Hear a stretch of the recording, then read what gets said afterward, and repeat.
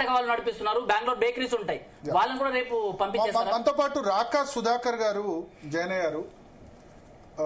Senior journalist, అందరికీ తెలుసు, జాతీయవాద జర్నలిస్ట్. మొత్తం మార్వాడికి సంబంధించిన బ్యాక్గ్రౌండ్ ఆయనకు పూర్తిగా కూడా, అసలు ఎక్కడ ఏంటి, తెలంగాణలో ఎట్లా వచ్చారు, ఆంధ్రాలో ఎట్లా వచ్చారు మొత్తం తెలుసు. రాకా గారు, జీ తెలుగు కోసం సమయం కేటాయించిన ధన్యవాదాలు సార్. ఏమనిపిస్తుంది ఇక్కడ, వేరే ఏదన్నా రాష్ట్రంలో ఇట్లా ఉద్యమాలు జరిగాయా మార్వాడీస్ కు వ్యతిరేకంగా? ఇక్కడ తెలంగాణ ఉద్యమ సమయంలో కూడా జరగకుండా ఇప్పుడు జరగడానికి మీకు ప్రధాన కారణం ఏం కనిపిస్తుంది? సార్ నమస్తే అందరికీ, అక్కడ ఉన్నటువంటి పెద్దలందరికీ కూడా నమస్తే, మిత్రులు కూడా చాలా మంది తెలిసిన వాళ్ళందరికీ నమస్తే. వాస్తవానికి ఎక్కడెక్కడ మార్వాడీలకు వ్యతిరేకంగా ఈ దేశంలో పలు రాష్ట్రాల్లో ఉద్యమాలు జరిగినాయి. ఉద్యమాలు జరిగిన ప్రతి రాష్ట్రంలో మార్వాడీలు బలపడ్డారు. నేను ఒడిస్సాలో మార్వాడి గోబ్యాక్ చాలా పెద్ద ఉద్యమం నడిచింది 1980s ప్రాంత సమయంలోనే. మనకన్నా తెలంగాణ కన్నా ముందే మేల్కొని వాళ్ళు ఉద్యమం చేశారు. 80s లో చాలా పెద్ద ఉద్యమం చేశారు. మార్వాడి దుకాణాలని దగ్ధం చేసేశారు, చాలా చేశారు. ఒరిస్సా నుంచి ఈ రోజుకి మార్వాడీలు వెళ్ళలేరు. నిజానికి మార్వాడీలు బలపడ్డారు. బెంగాల్లో మార్వాడి గోబ్యాక్ ఉద్యమం నడిచింది. కలకత్తా నగరంలో ఈ రోజు చాలా ప్రముఖమైనటువంటి స్థానము మార్వాడీలు. మీకు మార్వాడీలకు వ్యతిరేకంగా అస్సాములో ఉద్యమం జరిగింది. అస్సాములో జరిగిన ఉద్యమం తోటి మీరు మన తెలంగాణలో ఇప్పుడు జరుగుతున్నది ఆవగిందంతా. ఎందుకంటే అస్సాంలో మార్వాడీల ఇళ్లకి లేఖలు పంపారు. లేఖలు పంపి మీరు మాకు ఇంత డబ్బు ఇవ్వాలి, ఇంత నెలకింత ఇవ్వాలి అని చెప్పి బకాసురుడు ఏ రకంగానైతే ఏకచక్రపురం వాళ్ళ దగ్గర నుంచి రోజు వసూలు చేసుకున్నాడో అట్లా అక్కడి స్థానిక ఉగ్రవాద సంస్థ అల్ఫా వసూలు చేసుకుంది. శంకర్ బిర్మీవాల్ అని గువాహటి ఛాంబర్ ఆఫ్ కామర్స్ యొక్క చైర్పర్సన్ ని ఆయన దుకాణంలో ఆయన సీట్ లో కూర్చుని ఉండగా కాల్చి చంపారు. కానీ మార్వాడీలు అక్కడి నుంచి కూడా పోలేదండి. నిజానికి బలపడ్డారు, రాజకీయంగా బలపడ్డారు, సామాజికంగా బలపడ్డారు, వ్యాపార పరంగా బలపడ్డారు. అస్సాం నేను స్వయంగా 12 సంవత్సరాలు అక్కడ ఉన్నాను. మార్వాడీలు అత్యంత క్లిష్టమైన పరిస్థితి ఎదుర్కొన్నారని భావించినటువంటి సమయంలో నేను అక్కడ ఉన్నాను. 1984 నుంచి 90 వరకు ఉన్నటువంటి పీరియడ్ ఏదైతే ఉందో అది మార్వాడీలకు అత్యంత గడ్డు కాలం. ఏం జరిగిందో తెలుసా అండి భరత్ గారు? అందరికన్నా ముసలి వాడు ఎవరైతే ఉన్నాడో వాడు దుకాణాన్ని సంభాళించుకునేవాడు. కుర్రవాళ్ళు వెళ్లి వేరే వేరే చోట్ల దుకాణాలు పెట్టి వ్యాపారాన్ని విస్తరించారు.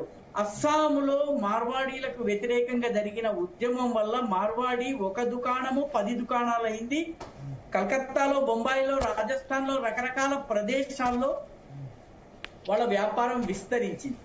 కాబట్టి మార్వాడీలను ఏదో పంపించేస్తాము అని గనక ఎవరన్నా అనుకుంటే అది పొరపాటు అవుతుంది. నిజానికి యుగాండా నుంచి పాపము ఇడి అమీన్ కూడా మార్వాడీల్ని, గుజరాతీల్ని పంపించాడండి. ఇడి అమీన్ కూడా నియంత మార్వాడీలు, గుజరాతీలు ఇద్దరే టార్గెట్.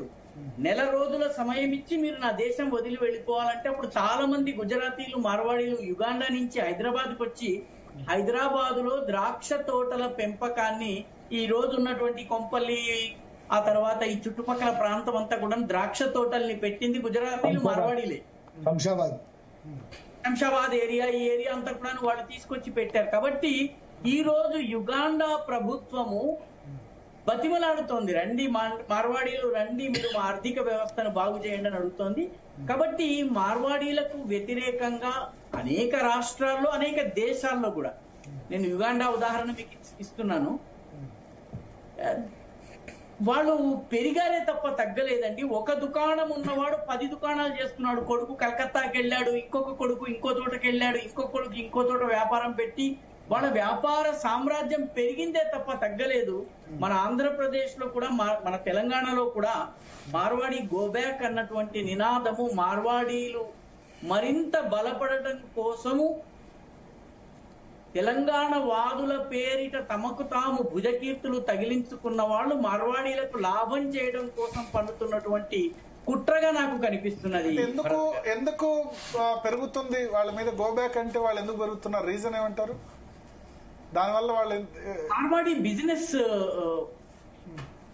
వాళ్ళ యొక్క బిజినెస్ ఆ రకంగా ఉంటుందండి. వాళ్ళ వివాహ సంబంధాల సమయంలో కూడాను వాళ్ళు బట్టల వ్యాపారంలో ఉన్నారనుకోండి, రేయాన్స్, సిల్క్స్ దీంతో ముడిపడ్డటువంటి వాళ్ళ కుటుంబాలకి వాళ్ళు ఇచ్చి పెళ్లి చేస్తారు. కాబట్టి వాళ్ళ వివాహాలు చేసేటప్పుడు కూడాను వాళ్ళు తమ వ్యాపారాన్ని దృష్టిలో పెట్టుకుని చేస్తారు. వాళ్ళు వివాహ సంబంధాలు కుదుర్చుకునేటప్పుడు కూడా, ఉదాహరణకి బట్టల దుకాణం ఉన్నవాడైతే సిల్క్సో, రేయాన్సో, లేకపోతే ప్రొడక్షన్ సెంటర్ ఉన్నవాడో, లేకపోతే పెద్ద టైలరింగ్ సెంటర్ ఉన్నవాడో వాడి కుటుంబంతో వివాహ సంబంధం కలుపుకుంటాడు. కలుపుకోవడం వల్ల వాడి బిజినెస్ విస్తరిస్తుంది. కాబట్టి ఈ రకమైనటువంటి టాక్టిక్స్ ద్వారా మార్వాడీల్ని ఏదో మేము వెళ్ళగొట్టమనగానే వెళ్ళిపోతారు అని అనుకోవడము పొరపాటు ఒకటి.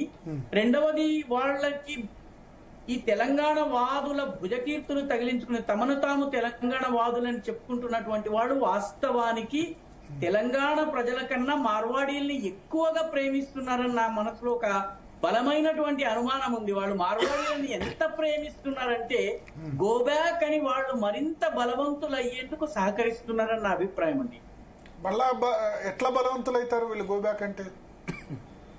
ఇందాక నేను చెప్పాను కదండి, వాళ్ళ మార్కెట్ వాళ్ళు బిజినెస్ ఎక్స్పాండ్ చేసుకుంటారు, డైవర్సిఫై చేస్తారు. ఆ డైవర్సిఫై చేసిన తర్వాత మార్వాడి యొక్క బిజినెస్ టాక్టిక్స్ లో మనకి చాలా మటుకు ప్రాఫిట్, వాళ్ళు తొందరగా ప్రాఫిట్ పొందడం మనకి కనిపిస్తుంది, కానీ వాళ్ళు పడేటటువంటి కష్టం మనకి తెలియదు. మార్వాడీల ఇళ్లలో బాగా అలవాటు. మార్వాడీల సంఘటన ద్వారా వచ్చిందా లేకపోతే మీకేమనిపిస్తుంది మీ రీడింగ్? ఇప్పుడు లాస్ట్ వారం 10 రోజులుగా జరుగుతున్న పరిణామాల వెనుక ఏమన్నా కుట్ర ఉందా లేకపోతే ఇది యాక్సిడెంటల్ గా వచ్చిందా? నాకు అనిపిస్తున్నది ఏంటంటే ఎవరో మార్వాడీలకి చాలా మేలు చేయాలని తెలంగాణ వాదుల రూపంలో కుట్ర పన్నుతున్నారు అనిపిస్తుంది.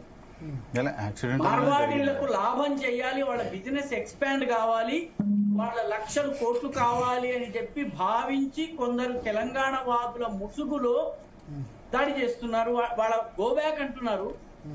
ఏదన్నా పోలీస్ కేసులు మిగతా ఏమన్నా ఉన్నట్లయితే అవి వేరే విషయం అండి. ఆ రకమైన అది కూడా అయిపోయింది ఇవాళ. తీసుకోవాలి ఇవాళ అది కూడా అయిపోయింది. ఇప్పుడు ఎవరైతే సాయి మీద దాడి చేశారు, ఎస్కే జ్యువెలర్స్ అన్నారో, వాళ్ళిద్దరు కలిసి ప్రెస్ మీట్ పెట్టి సాయి చెప్పారు, నా మీద దాడి చేసింది అసలు మార్వాడీలు కాదు, ఆ SK Jewellers actually Jain, he is also minority. Jain అంటేనే మైక్రో మైనారిటీ కదా, మైనారిటీ అంటే నేను అనేది ఆయన కూడా మైనారిటీ కదా అంటారా? మైనారిటీ అంటారు కదా, మైనారిటీల రక్షణ అంటారు కదా, జైన్లు మైక్రో మైనారిటీ కదా అంటారా? మార్వాడ్ లో ఉన్నటువంటి, రాజస్థాన్ లో ఉన్నటువంటి మార్వాడ్ రీజన్ లో హడోతి, ఈ ప్రాంతం అంతా, ఈ బాడ్మేర్ ప్రాంతం, ఈ ప్రాంతం అంతా ఈ రోజు మనం మార్వాడీలు అంటున్న వాళ్ళలో షెకావటీలు ఉన్నారు. ఈ రోజు మనం మార్వాడీలు అంటున్నటువంటి వాళ్ళలో ఈ దేశ్నౌక్ ఇటువంటి ప్రాంతాల నుంచి, నాగోరి జిల్లా నుంచి వచ్చినటువంటి వాళ్ళు ఉన్నారు. అది మార్వాడి క్షేత్రంలోకి రాదు. మార్వాడీలలో అగర్వాల్స్ ఉంటారు, మహేశ్వరీస్ ఉంటారు. అగర్వాళ్లలో ఒక 20 దాకా వాళ్ళకి గుజరాతీలు కూడా గోబ్యాక్ ఉన్నారు. మార్వాడ్ రీజన్స్ కాకుండా గుజరాతీలు కూడా గోబ్యాక్ అంటారు. దయచేసి వినండి భరత్ గారు, జైన్స్ ఉన్నారు, ఓస్వాల్స్ ఉన్నారు. ఆ క్షేత్రం నుంచి వచ్చి మన దృష్టిలో ఏంటంటే తెల్ల చొక్కా, తెల్ల ధోతి కట్టుకుని నెత్తిన పగడి కట్టుకున్న ప్రతివాడు మరాఠీ అని మనం, మార్వాడి అని మనం భావిస్తున్నాం. కానీ మార్వాడ్ అనేది క్షేత్ర విశేషం. తెలంగాణలో అన్ని కులాలు ఉన్నట్టుగానే అక్కడ కూడా ఉన్నాయి.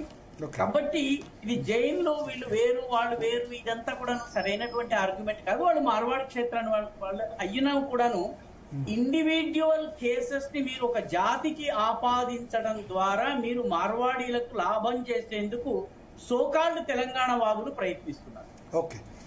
తెలంగాణ వాదుల ముసుగులో ఉన్నటువంటి అర్బన్ నక్సల్స్ మార్వాడి క్యాపిటలిస్టులకి లాభం చేయడానికి ప్రయత్నిస్తున్నారు. మనతో పాటు సంపత్ గారు, జైన గారు. సంపత్ గారు బహుశా మార్వాడి